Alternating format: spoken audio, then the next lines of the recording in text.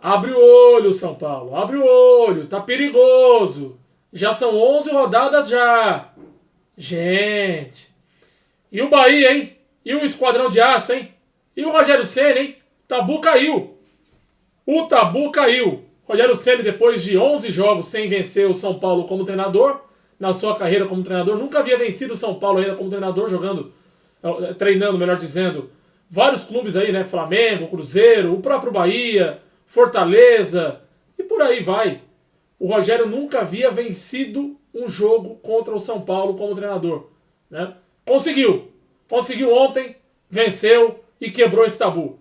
Parabéns ao Rogério Ceni, parabéns ao Esquadrão de Aço. E agora, pro lado do torcedor tricolor, tem muito que se preocupar, né?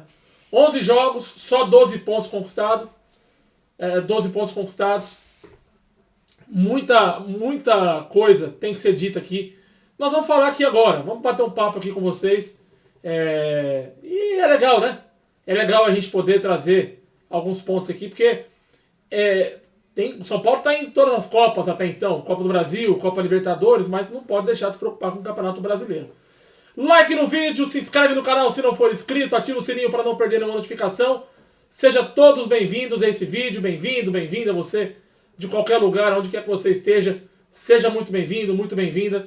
Muito obrigado a cada um de vocês, eu agradeço de coração. Não poderia deixar de agradecer a todos que chegaram aqui no canal, a todo mundo que comentou, principalmente no vídeo que eu fiz na última segunda-feira, comentando aqui, fazendo uma análise sobre a convocação do Ancelotti, a convocação da seleção brasileira. Não podia deixar de agradecer. Então, muito obrigado.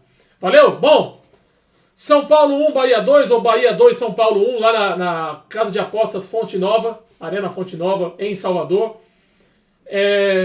Um jogo que, vamos falar o português bem claro, foi do Bahia. O São Paulo ontem, claro, o São Paulo sem o Oscar e sem o Lucas, o São Paulo tá sem um monte de desfalques, né? Tá sem um monte de jogadores, né? Tá com um monte de desfalques aí. Pô, Caleri fora, sabe Deus quando volta, Lucas fora, Oscar fora. Só pra citar 3, tá? Só pra citar 3.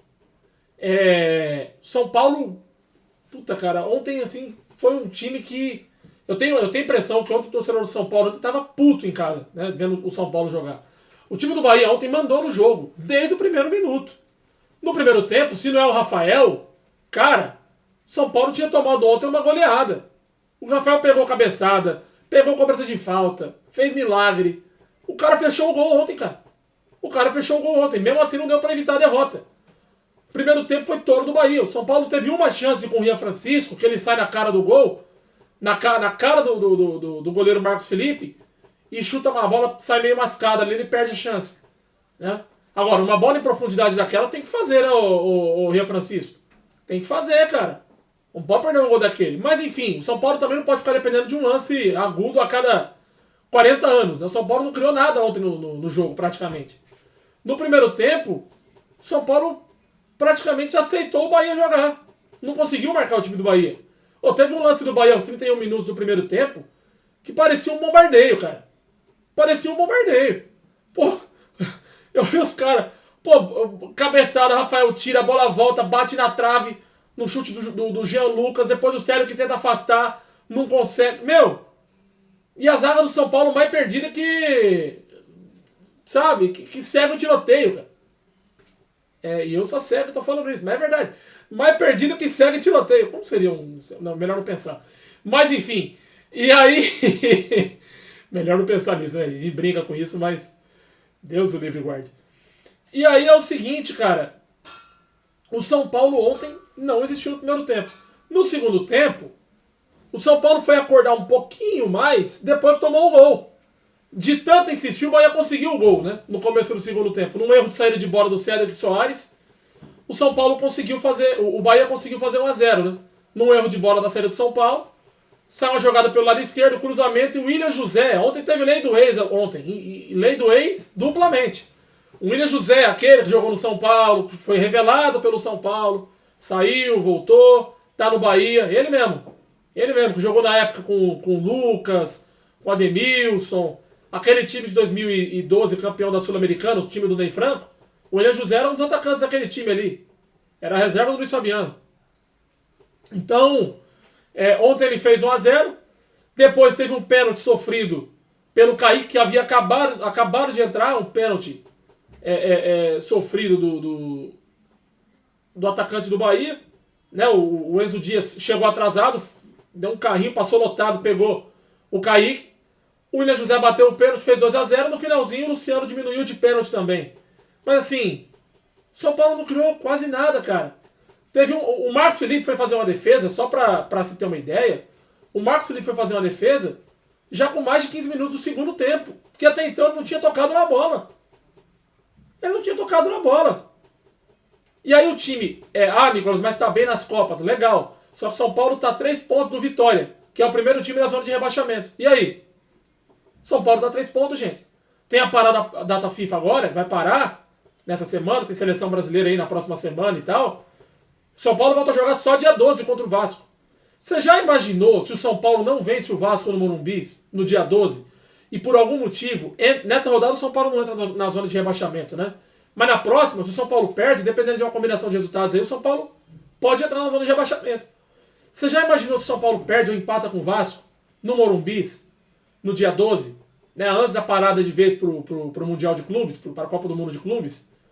Você imagina a crise que vai se instaurar no Morumbi durante um mês, porque o campeonato vai ficar parado um mês. Você imagina isso? O que isso pode gerar, o que isso pode causar?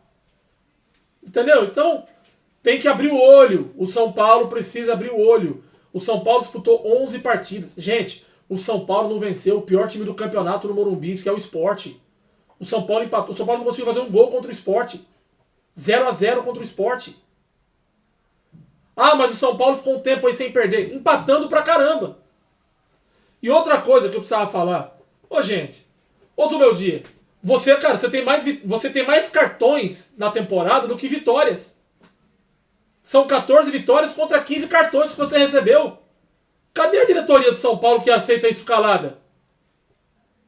O treinador tem que estar na beira do campo. Ah, mas é porque ele é esquentado, é o temperamento dele, ele acaba tomando cartão. Caramba, você tem responsabilidade com o clube, caramba. Pelo amor de Deus. Sabe, tem umas coisas que eu não consigo entender. Eu não consigo entender. E é uns cartões meio bobo, umas reclamações meio besta. Algumas ele até tem razão, mas de tanto que ele reclama, ele acaba, né, perdendo a razão em algumas outras. Que ele poderia ter razão. Porque ele é muito chato na beira do campo, cara. Ele é muito chato na beira do campo. E toma cartão toda hora. E deixa o time no mato toda hora. Ah, mas o auxiliar dele tá lá. O auxiliar não é o treinador, gente. O treinador é o Zubeldia. O treinador é o Zubeldia. E uma outra coisa que eu preciso falar aqui para encerrar o vídeo é a seguinte. Se por um acaso a diretoria de São Paulo estiver pensando em trocar de treinador ou não, eu não estou nem entrando no mérito aqui se eu acho que deveria trocar ou não. Eu acho que o Zubeldia, por exemplo, já falei isso aqui um tempo atrás, eu acho que o Zubeldia, por exemplo, é um treinador mediano. Ele não é um puta treinador, também não é uma porcaria, mas é um treinador mediano, é um treinador para um time pequeno. Se é para trocar o treinador, tem que se trocar agora na parada. Porque não adianta nada você esperar a parada acabar, aí volta todos os times lá e tal, depois do Mundial, aí afunila de vez o calendário, vai até o final do ano. Campeonato Brasileiro, a Libertadores vai voltar em agosto, Copa do Brasil, dali coisa e tal. Inclusive tem sorteio amanhã, né, nas duas competições, aliás, que beleza. No mesmo dia, 2 sorteios para acompanhar amanhã. Que maravilha. Mas vamos nessa. 2 sorteios. Você imagina o torcedor, o cara que gosta de acompanhar o sorteio em casa, como é que vai ficar amanhã, né?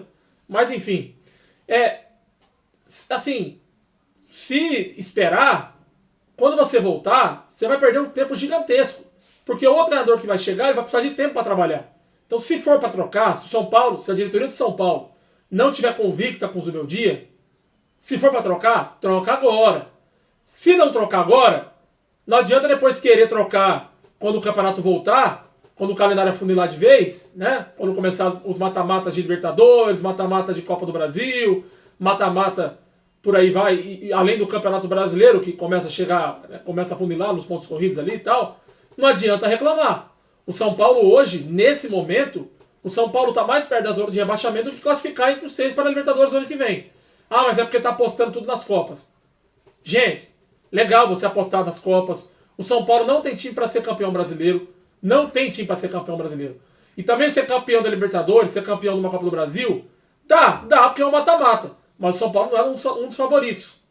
Então, você acaba apostando tudo nas Copas, daqui a pouco você tá brigando para não cair. Aí o ano que vem, você pode não ter nem Libertadores, nem Copa do Brasil para disputar. A Copa do Brasil vai, né? Porque o São Paulo chegou entre os 4 do Paulista, mas daqui a pouco o São Paulo não tem Libertadores para disputar o ano que vem, porque não vai conseguir mais chegar entre os 6 primeiros, né? E o São Paulo pode brigar para não cair até o final. Abre o olho, São Paulo. Abre o olho. Já o Bahia, próxima partida do Bahia agora é contra o Bragantino. Na volta depois, né, no dia 12, na volta da data FIFA, o Bahia pega o Bragantino em Bragança Paulista, lá no estádio municipal, lá no estádio Cícero de Souza Marques, né, o estádio municipal, onde o Bragantino está mandando os jogos agora. O estádio foi reformado, já que o Nabi Bichedi também está passando por reformulação. Estão jogando lá agora no Cícero de Souza Marques, estádio municipal de Bragança Paulista.